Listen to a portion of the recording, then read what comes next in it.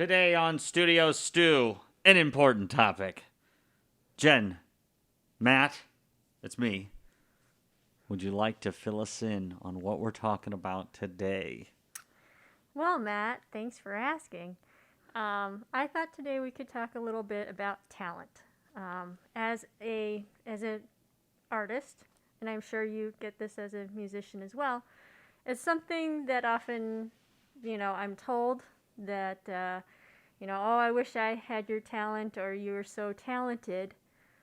And I just wanted to kind of step back for a moment, and kind of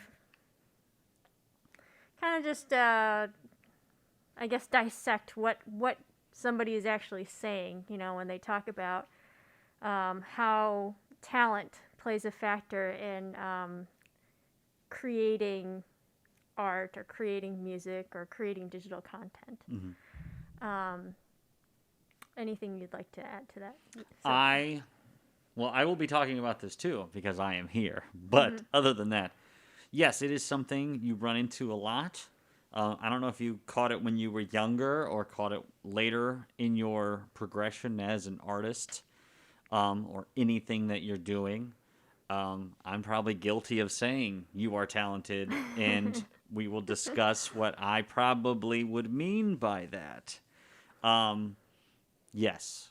Do you kind of want to jump into it, or do you want me to just give you some examples of what has happened to me, kind of to break the ice? Yeah, why don't you go ahead and tell us a story, and then I'll tell you what I think about the whole idea of like talent. Of talent.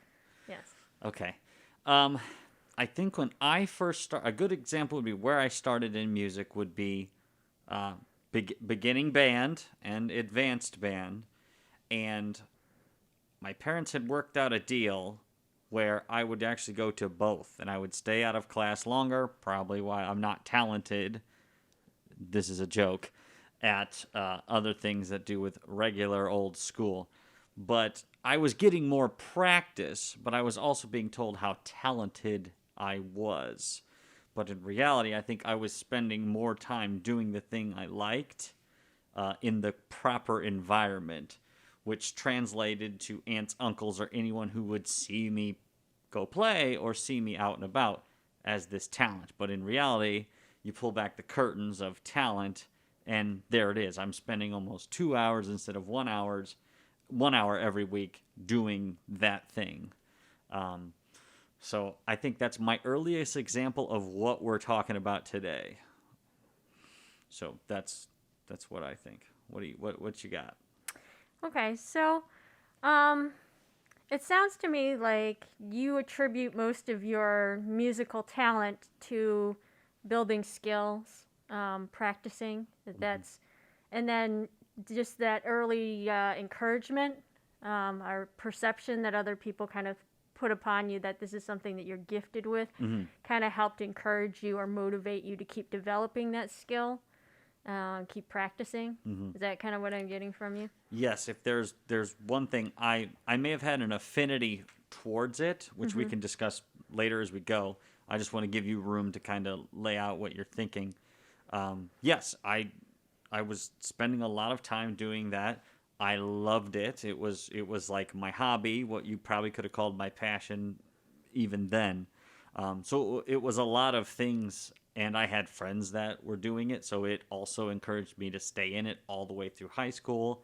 I made and kept lifelong friends. So there's many extraneous factors that kind of forced me into the practice life and to keep moving towards these goals. And then it might just be because it's one of those things people view as being talented, but people in the know are just like, no, they practice or whatever. We'll talk about it. But I feel like anything that you don't do personally, you think, oh, you're so talented, but in reality, there may be school or some other thing that got them to do it.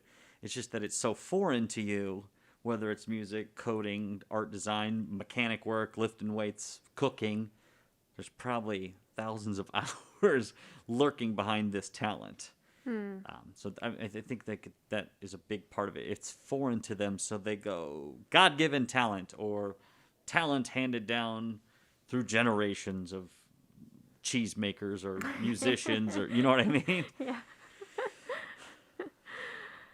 So one of the things that you said was you had an affinity for it, and I do agree that there are people who may be more inclined towards a certain art or discipline than others, and how much of that is self-driven and how much of it is just biologically born into them, I can't say. But in my experience, meeting other artists and my own personal journey, I would say that there's definitely people I've met that I've felt had a stronger intuition for art, whether that just be their observational skills, their sense of color, space, relations. They may have had more of a more natural eye for it, where they might not have even been fully conscious of all the decisions and the processes that were going on in their brains as they were trying to translate what they saw to, kind of to their fingers and recreate that on a piece of paper. This is something that I think of as being more of like an intuitive process. That if you ask them to explain, what they're necessarily doing, they might not even be able to say in words all the different processes that are going on in their mind to recreate that thing that they see on paper. I'm much more of an analytical person myself, where a lot of those things didn't come naturally to me. I have to, consciously think of, checking myself, for to see if my spacing or my shapes were accurate, to what I was seeing, and I had to flip my drawing over, and double check it, see it from a fresh perspective, that these things didn't come intuitively to me, but with practice became less and less of a conscious process, and it's almost like I began to internalize all these different decision making and processes with just a whole lot of practice, and it became more intuitive over time. And I'm not sure if that corresponds with your experience as like a musician, or what you might see with other musicians around you in your circle. I think in general, because I'm kind of relearning again after some breaks to play other instruments.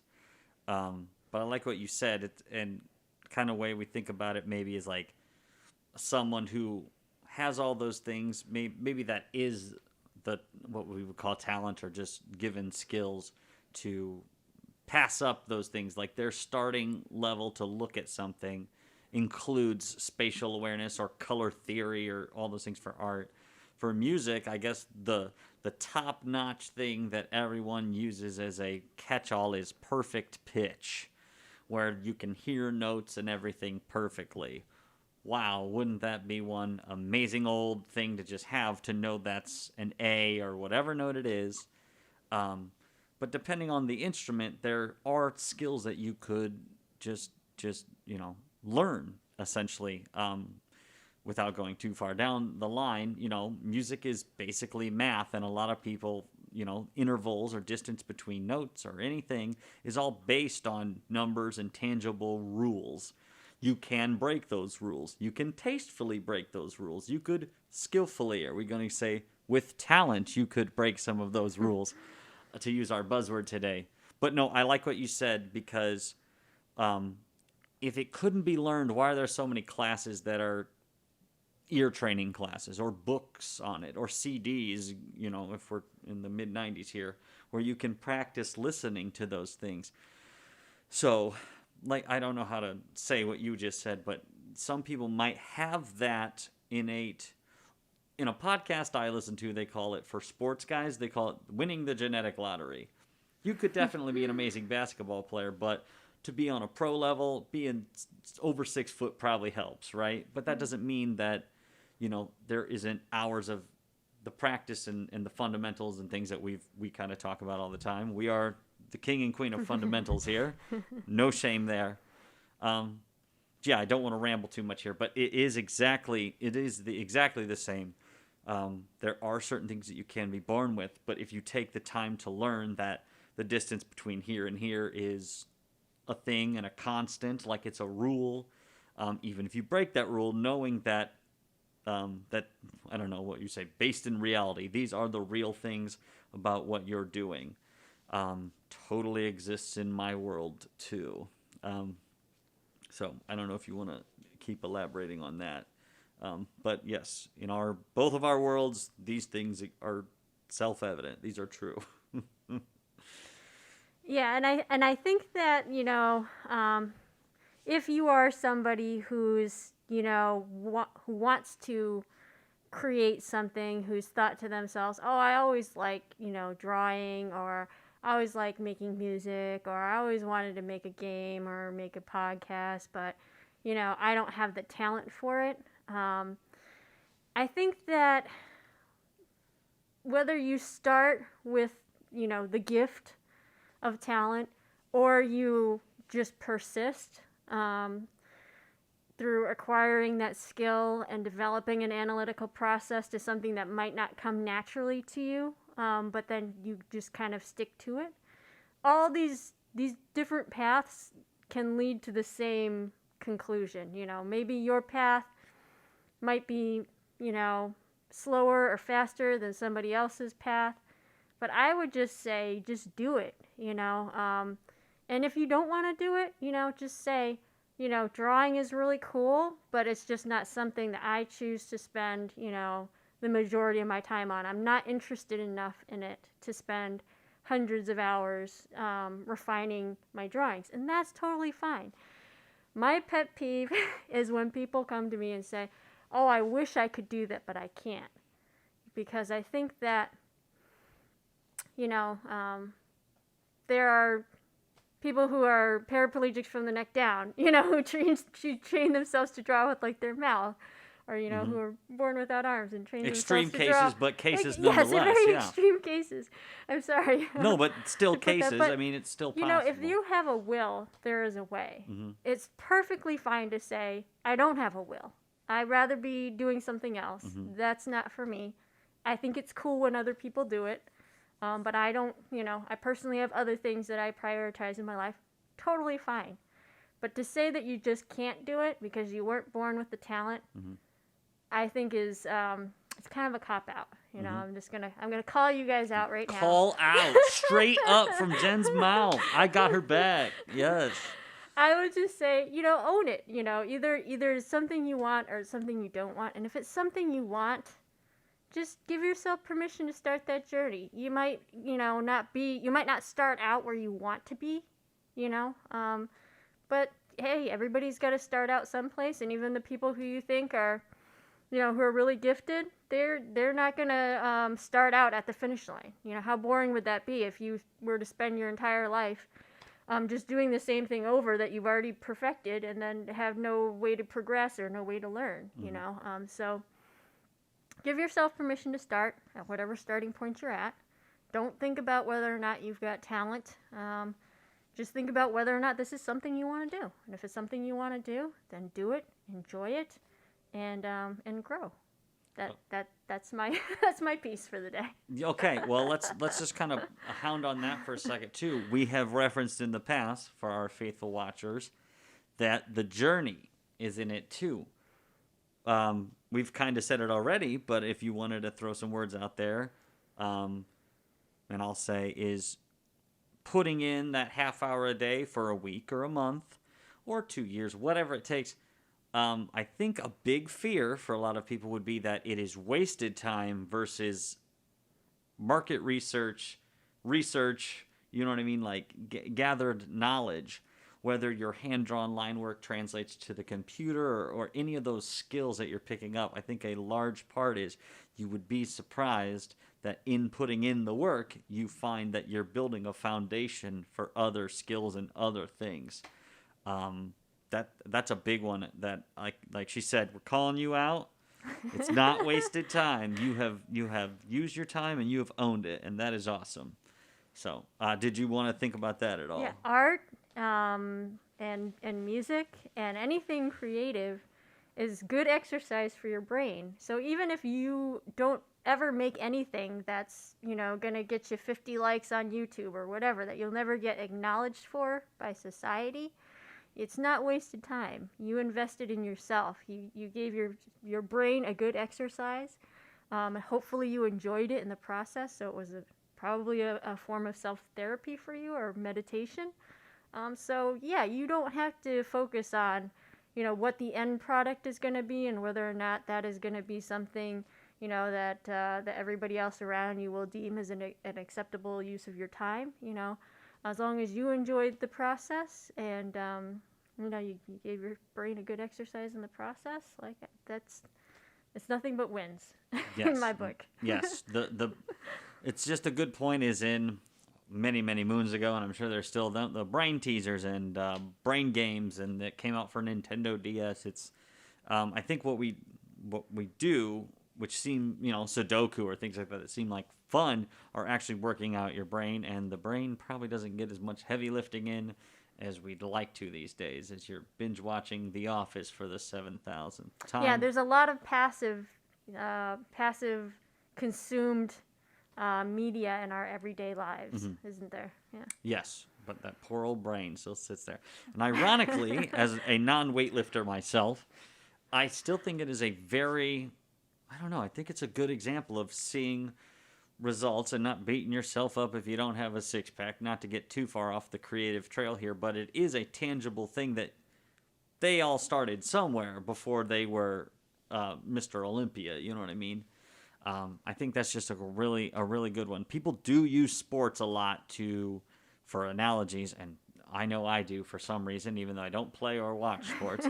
But I guess it just seems to be really universal. So I think that's a really